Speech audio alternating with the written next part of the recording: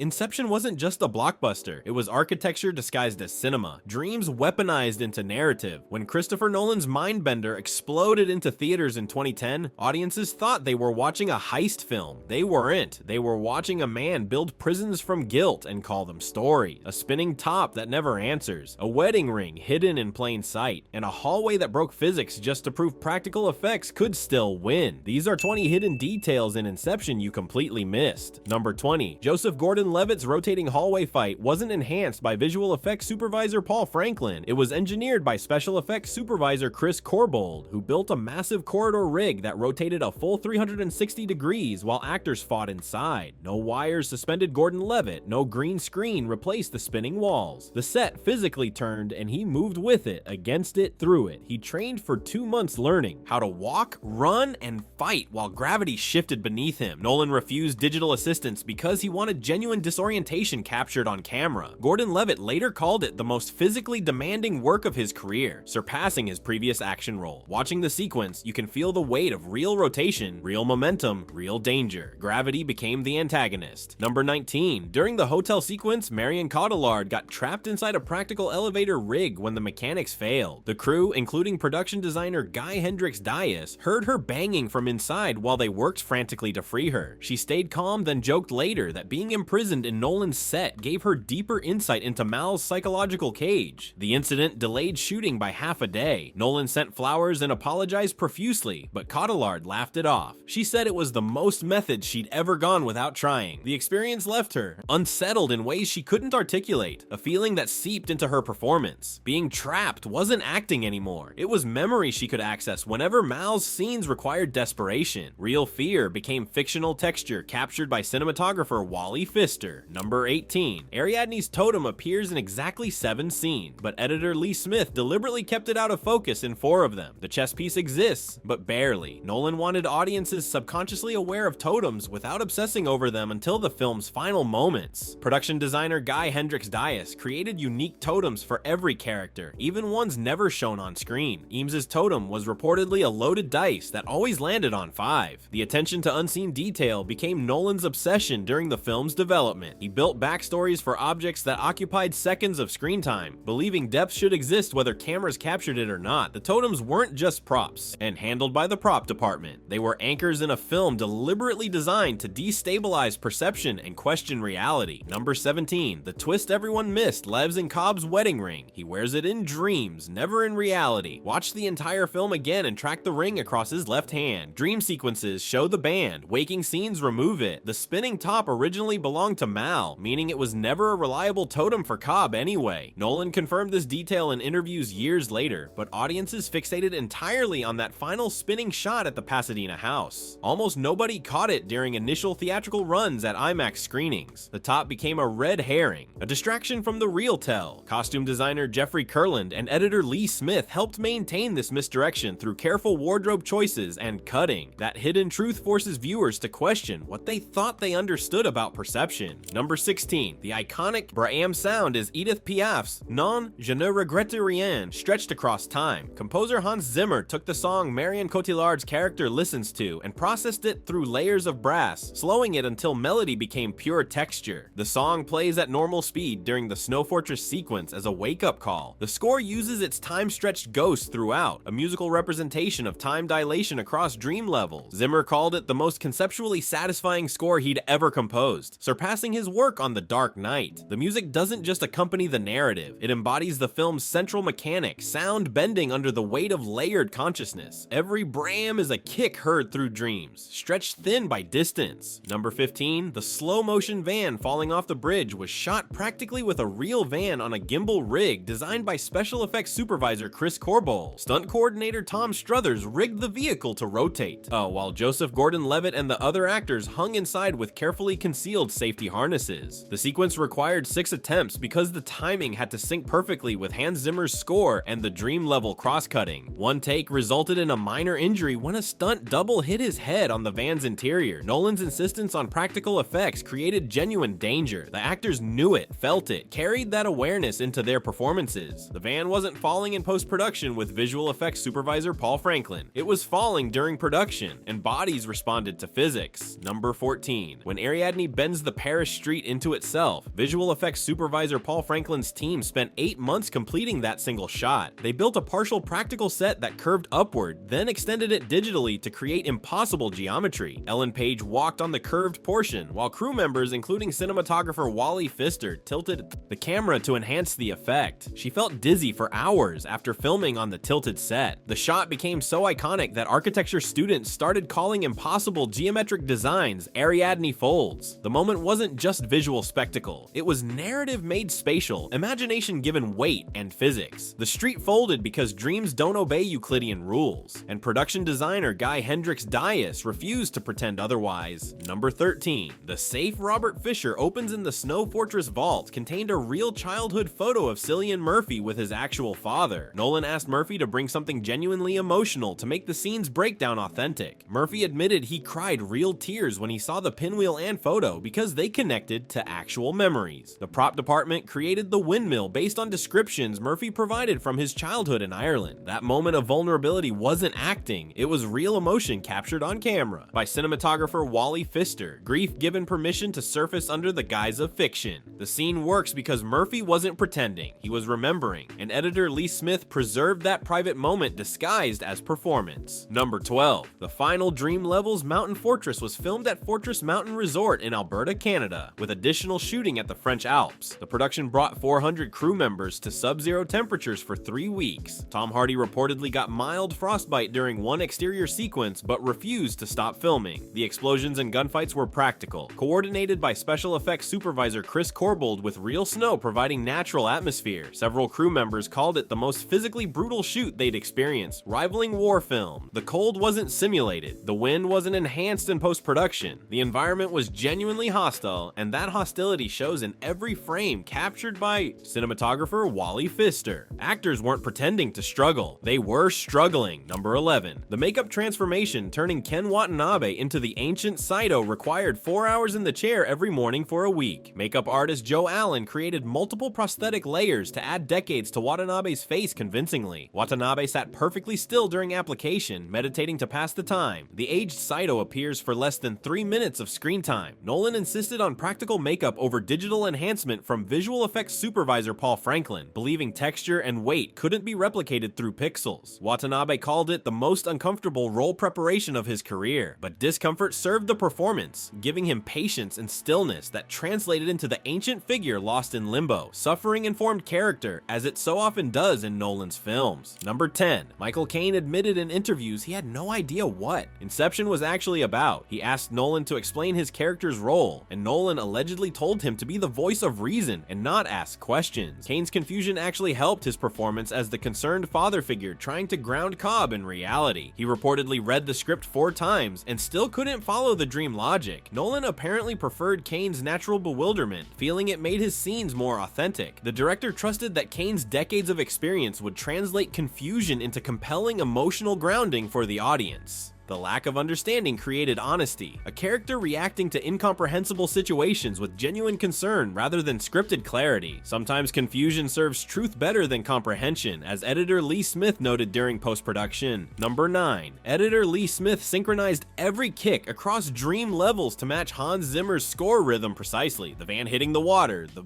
elevator drop, the explosions, all timed to musical beats. Smith spent months adjusting individual frames to create perfect synchronization across 4 simultaneous timelines. The sequence where all dream levels converge required over 500 hours of editing. Nolan called it the most complex editing challenge he'd ever presented to a collaborator, surpassing even The Dark Knight's complexity. Smith delivered it flawlessly, building a visual symphony where action became rhythm and timing became narrative. The kicks weren't just plot devices, they were percussion, beats in a composition that played across consciousness and time, captured by cinematographer Wally Pfister. Number 8. Leonardo DiCaprio drew from personal emotional places for Cobb's guilt over Mal's death. He reportedly stayed isolated between takes during the drowning sequences, refusing to engage with Marion Cotillard off camera. Method acting helped him maintain the psychological weight of a man haunted by his wife's suicide. DiCaprio later said Inception was emotionally harder than The Revenant despite less physical demands. The guilt and grief Cobb carries came from somewhere genuine in DiCaprio's preparation. Nolan encouraged this intensity, believing authentic emotional vulnerability would anchor the film's fantastical elements in human truth. He accessed something private and painful, then allowed cinematographer Wally Pfister's cameras to record it disguised as fiction. The performance works because the emotion underneath isn't performed. It's borrowed from real darkness and given permission to surface under Nolan's direction. Number 7. The carpet pattern in the hotel corridor defies geometric logic when analyzed closely. Production designer Guy Hendricks Dias created patterns that subtly suggested impossible architecture, hinting at the dream state. Art department researchers studied M.C. Escher paintings and optical illusions for months before finalizing designs. The wallpaper and floor patterns contain hidden contradictions that subconsciously unsettle viewers. Most audiences never noticed, but the design contributed to the dreamlike unease throughout. The environment whispers wrongness without announcing it, creating discomfort that exists below conscious awareness. The hotel looks real until you examine it closely, and then the geometry betrays itself. Cinematographer Wally Pfister's lighting enhanced these subtle distortions. Editor Lee Smith's pacing prevented viewers from studying the patterns too carefully. Number 6. Mustn't be afraid to dream a little bigger, darling.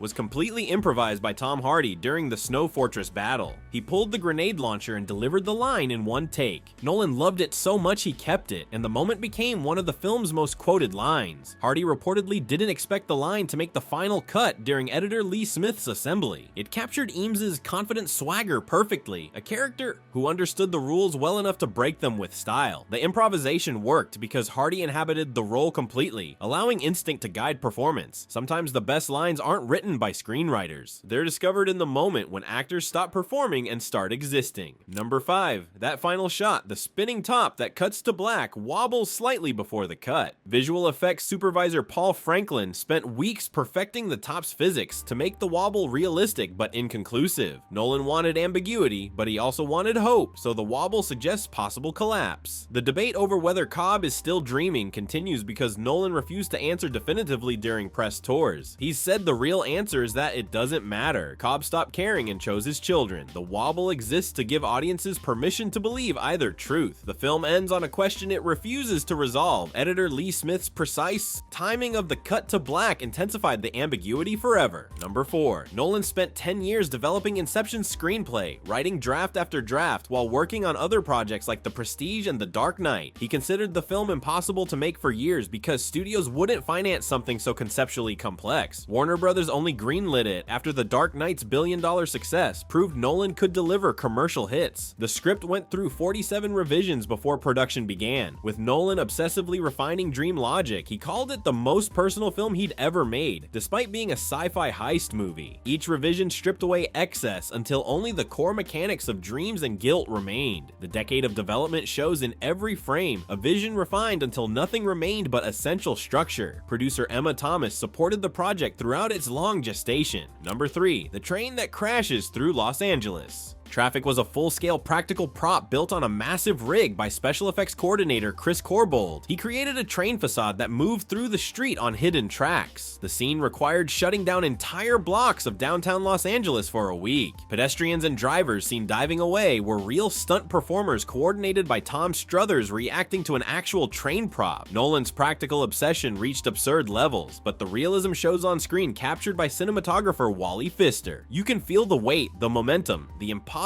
intrusion of rail through road. The train isn't rendered by visual effects supervisor Paul Franklin. It's real, and that reality makes the impossible feel grounded. Number 2. Mal's death. The backwards fall from the building ledge was performed by Marion Cotillard on a wire rig with minimal safety equipment. She insisted on doing the stunt herself to make the moment emotionally authentic. The shot required her to trust stunt coordinator Tom Struthers' team completely while falling backwards into open space. Cotillard admitted she was terrified but felt the fear enhanced her performance. Nolan captured her genuine terror in the take they used. Cinematographer Wally Pfister framing it perfectly, making Mal's suicide devastatingly real. The fall wasn't simulated in post-production with visual effects supervisor Paul Franklin. It was executed, and Cotillard's body knew the difference between acting and actual descent. Editor Lee Smith preserved the visceral impact. Number 1. Nolan knew from the first draft that Inception would end on the spinning top before revealing if it falls. He wanted audiences debating the reality of Cobb's happy ending, making the film's meaning personal to each viewer. Test audiences hated the ambiguous ending and demanded clarity during screenings. Nolan refused to change it, and Warner Brothers executives backed his decision after heated discussions. The studio's support proved crucial in preserving the director's vision against focus group pressure. The cut to black became cinema's most argued about ending, proving Nolan understood that mystery outlasts answers. The film doesn't resolve because resolution would destroy the question it spent 2 hours building. Ambiguity isn't a flaw, it's the entire point, as editor Lee Smith and composer Hans Zimmer understood perfectly. A decade later, Inception remains the gold standard for intelligent blockbusters. From rotating hallways to hidden wedding rings, the film rewards obsessive rewatching because depth was always the design. Every frame holds secrets that reveal themselves only on repeat viewings. Nolan didn't just build dreams, he built narrative architecture where truth depends on which level you're standing on. Which detail surprised you most, and what Nolan film should we investigate next?